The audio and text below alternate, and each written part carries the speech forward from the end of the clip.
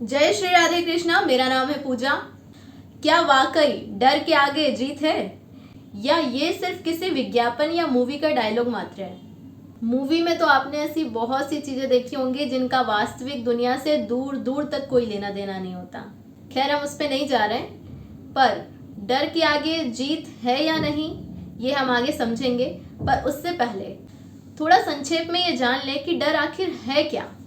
तो डर एक ऐसी नेचुरल और तीव्र भावना है जो किसी असली खतरे के जवाब में पैदा होती है हमारे अंदर। यह हमारे दिमाग का एक अलार्म सिस्टम है जो हमें खतरे से बचाने के लिए बना हुआ है। यहाँ मैं एक बात आपको और बताना चाहूँगी, क्योंकि ज़्यादातर लोग डर और एंजाइटी यानी घबराहट दोनों को एक ही समझते हैं, पर इसमें बारीक सा और बहुत ज़रूरी अंतर है। डर ये अभी और सामने है, मतलब जैसे अचानक आपके सामने कोई आवारा कुत्ता आ जाए तो आप डर जाएंगे। उस समय जो आप महसूस कर रहे हैं वो डर है। डर का एक कारण होता है, इसमें आपकी बॉडी जो है फ्लाइट या फाइट मोड में आ जाती है, और जैसे ही खतरा टलता है डर खत्म हो जाता है। घबराहट ये कल या शायद है, मतलब ये कि घबराहट एक काल्पनिक या भविष्य की चिंता है। जैसे मान लीजिए कि कल आपका एग्जाम है या इंटरव्यू है, तो आपको ये डर लग रहा है कि कहीं हम फेल ना हो जाए उसमें, या पता नहीं क्या सवाल पूछ लिया जाए, कोई मुश्किल सवाल तो नहीं आ जाए। घबराहट का कोई ठोस कारण नहीं होता, ये दिमाग में चलने वाली एक फिल्म है जो लंबे समय तक चलती रहती है। डर खतरा जाते ही खत्म हो जाता है, घबराहट ये तब तक चलती है जब तक आप सोचना बंद नहीं कर देते हैं। तो अब बात करते हैं कि डर किन किन चीजों का होता है और क्या वाकई उसके बाद जीत होती है। वैसे तो डर बहुत सारी चीजों को लेकर हो सकता है, पर मैं कुछ खास चीजों का आपको यहाँ पे बता रही हूँ। सबसे पहला, करियर का डर। इसे जानते हैं और समझते हैं कि इस डर के आगे क्या है। पहले उन लोगों की बात करते हैं जो बड़ी संख्या में सरकारी नौकरी की तैयारी कर रहे हैं, जिन्हें अक्सर ये डर रहता है कि अगर सिलेक्शन नहीं हुआ तो मेरा क्या होगा, रिश्तेदार और पड़ोसी क्या कहेंगे, मेरी उम्र निकलती जा रही है, बैकअप प्लान भी नहीं है। और जब एक स्टूडेंट डर का सामना करके तैयारी में उतरता है, उसे तुरंत जॉब नहीं मिलती जिसे लोग जीत कहते हैं। उसे कई सारी परिस्थितियों का सामना करना पड़ता है, जैसे कि फेलियर का। कई बार वो असफल होता है, कई बार प्रीलिम्स निकल जाता है तो मेंस नहीं निकलता, एक के बाद एक असफलता। दूसरा, अकेलापन, दोस्तों की शादी पार्टियों में जाना, सब छोड़ना, अनसर्टेनिटी, अनिश्चितता, कभी एग्जाम पोस्टपोन होना तो कभी महीनों इंतजार रिजल्ट का। वो ये सब फेस कर रहा होता है और फिर कहीं जाकर उसे सफलता या फिर अनुभव मिलता है।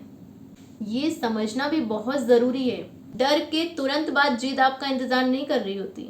एक एस्पिरेंट दो तरह की जीत हासिल करता है। पहला, मंजिल वाली जीत, मतलब जब आपका सिलेक्शन हो जाता है, आपको जॉब मिल जाती है, वो एक मंजिल वाली, आप अपनी मंजिल पर पहुंच चुके हैं। दूसरा, व्यक्तित्व वाली जीत, यानी आपका सिलेक्शन तो नहीं हुआ, लेकिन प्राप्त किया हुआ ज्ञान और मेहनत करने की आदत आपके जीवन में काम आती है, यानी कि अनुभव। हाँ, पर ये दोनों तरह की जीत जिंदगी की जीत नहीं होती, ये उसका एक हिस्सा मात्र है।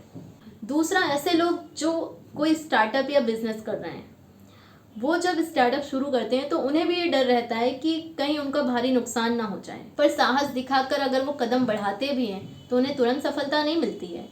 उनके डर के भी आगे उन्हें और कई सारी चीज़ों का सामना करना पड़ता है, कई छोटे बड़े नुकसान उठाने पड़ते हैं, कई असफलताएं देखनी पड़ती है, हकीकत का सामना करना पड़ता है, तब जाकर कहीं उसे जीत मिलती है और वो जोखिम उठाने वाला या साहसी कहलाता है।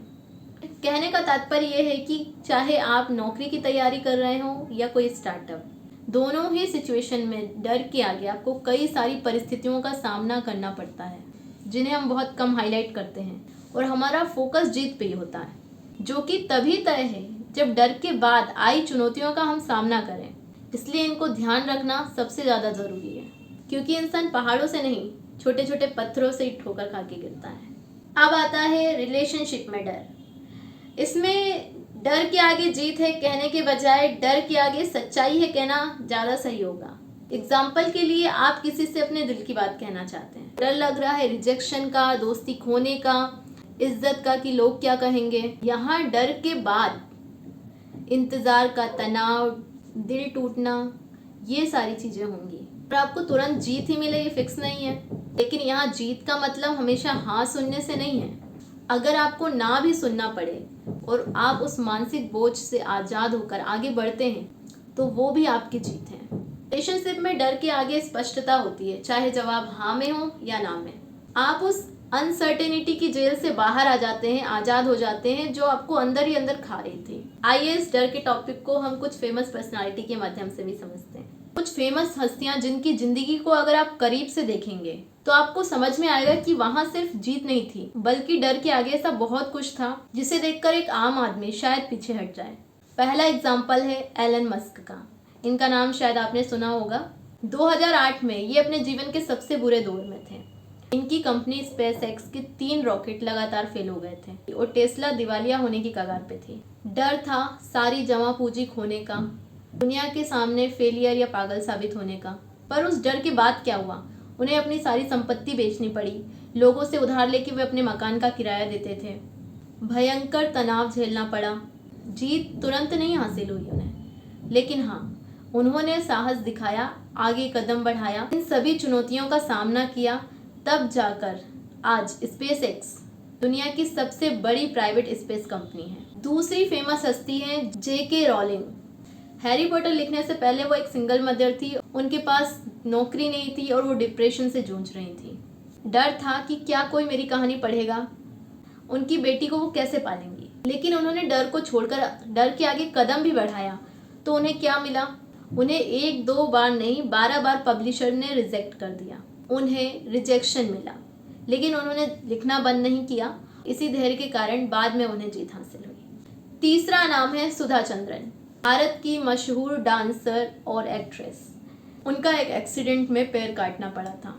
एक डांसर के लिए अपना पैर खोना अपनी पहचान खोने जैसा है। डर था कि लोग उन्हें अब दया की नज़र से देखेंगे और वो नाच भी नहीं पाएंगी।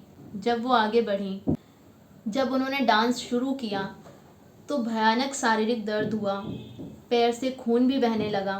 कई सारी परिस्थितियों का, दर्द का उन्होंने सामना किया। इस असहनीय संघर्ष के बाद उन्हें जो है सफलता मिली, उन्हें जीत मिली और वो मिसाल बन गई।